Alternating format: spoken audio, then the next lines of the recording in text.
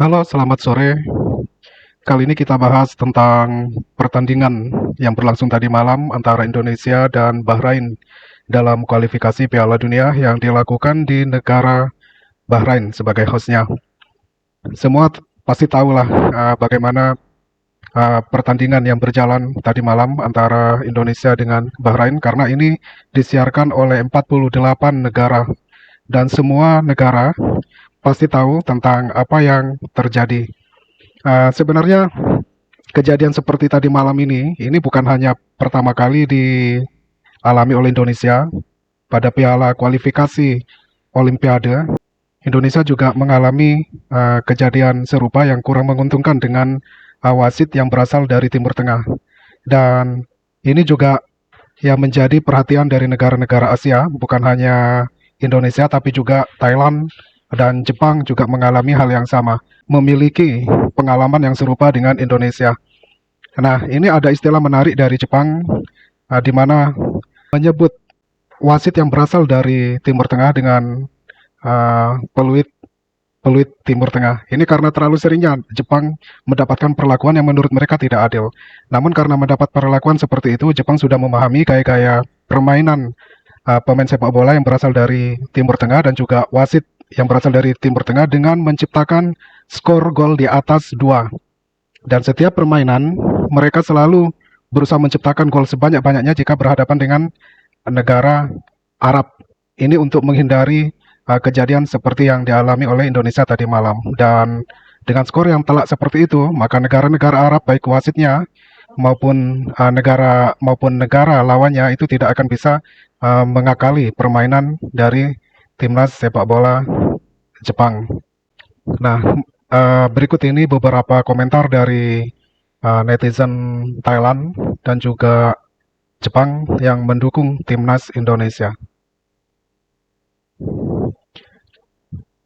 Hasil skor yang tadi malam antara Indonesia dengan Bahrain yang berhasil imbang itu tidak akan bisa mengubah hasil skor tersebut walaupun PSSI melayangkan protes ke AFC dan akan terus berjalan pertandingan dengan skor seperti itu. Itu sama seperti kejadian di Qatar Piala Asia tahun kemarin.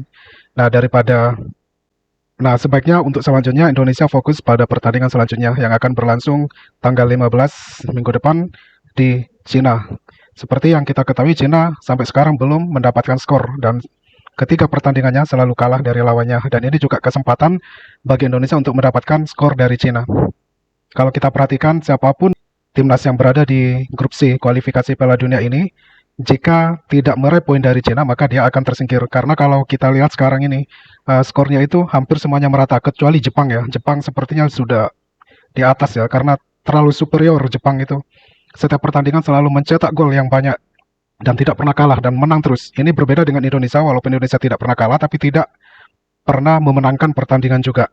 Dan kalau kita perhatikan, ini Australia naik ke posisi kedua setelah mengalahkan Cina. Kemudian Arab Saudi bergeser ke posisi 3 dan posisi keempat Bahrain karena masih unggul poinnya walaupun sebelumnya Bahrain dicukur oleh Jepang 5-0. Nah, bagaimana peluangnya ke depan? Masih berpeluang, Indonesia masih berpeluang dan kalau kita perhatikan juga negara-negara lainnya juga masih berpeluang. Karena ini pertandingan 2 kali yang diadakan di home and away. Nanti ada kesempatan untuk mengalahkan Bahrain dan negara-negara lain karena nanti akan bertanding di Indonesia, mungkin di Stadion GBK ya. Kalau kita perhatikan memang pemain timnas Indonesia yang selama ini banyak berkarir di negara-negara Eropa, mungkin mereka perlu menyesuaikan dengan gaya-gaya permainan Asia yang berasal dari negara Arab. Berbeda dengan gaya permainan di Eropa. Dan tidak ada drama-drama seperti di Asia, khususnya di negara-negara Arab.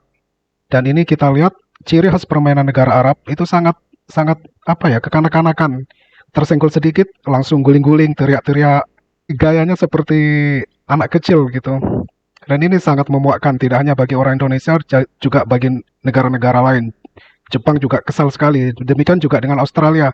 Karena ketika bermain dengan Australia saat itu Bahrain mendapatkan gol dari keberuntungan ya karena tendangannya deflect kena Harry Sotar dan masuk. Dan kemudian setelah itu mereka melakukan drama-drama guling-guling, mengulur-ngulur waktu. Nah, ketika melawan dengan Jepang, itu pemain Jepang matanya banyak disoroti dengan sinar laser, walaupun itu tidak berefek karena Jepang terlalu superior, bisa menggolkan banyak. Dan ini kejadiannya yang sama Indonesia ya, ada perpanjangan waktu yang melebihi dari batas. Kemudian gol terakhir itu kemungkinan offside tapi tidak dicek di VAR. Ada satu menarik juga dari kekesalannya Tijani Reijnders, di mana dia itu menonton adiknya yang bermain untuk pertama kali bagi timnas Indonesia. Eliano Risidar tentu berharap Indonesia memenangkan pertandingan karena adiknya telah berjanji pada abangnya ya, pada kakaknya, bahwa dia akan mengantarkan timnas Indonesia ke Piala Dunia dan akan bertemu dengan timnas Belanda yang diperkuat oleh kakaknya.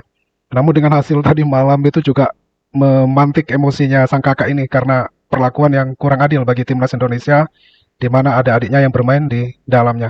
Namun ini tidak perlu berkecil hati, terutama netizen Indonesia ya, karena masih ada peluang, masih lebar peluangnya. Dan sampai saat ini Indonesia belum kalah. Nah, ya diharapkan aja untuk pertemuan selanjutnya menang melawan China. Agar bisa lolos langsung ke Piala Dunia, minimal Indonesia itu memenangkan 2 pertandingan.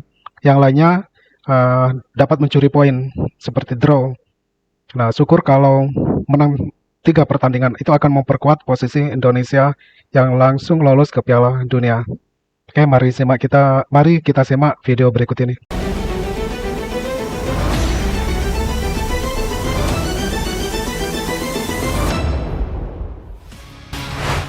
Yap, kekecewaan sepertinya juga dirasakan betul oleh Tijani Reijnders.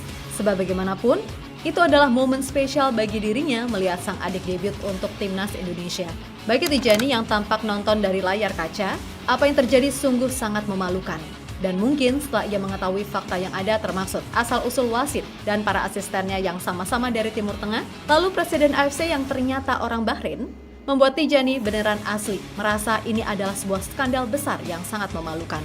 Terlebih bagaimanapun, ia juga punya darah serta ikatan batin dengan Indonesia. Jadi, ia pasti juga merasakan kedongkolan yang sama, terutama ya saat melihat pemain Bahrain yang meskipun punya badan gede, tapi ketiup dikit aja jatuh. Udah kayak apaan aja, jijik. Apalagi Tijani dan adiknya kan udah sama-sama janji buat tanding di Piala Dunia. Tapi kalau federasinya kacau gini, ya udah berat banget. Oke, demikian sekilas pertandingan antara Indonesia dan Bahrain. Untuk selanjutnya, Indonesia, Timnas Garuda harus tetap optimis dan menunjukkan performa yang baik saat menghadapi pertandingan selanjutnya. Yang paling dekat ini adalah dengan China. Semoga dapat meraih poin yang maksimal agar Indonesia bisa masuk ke Piala Dunia secara langsung di ronde ketiga ini. Bagaimanapun, kita tetap dukung tim Garuda. Oke, selamat sore.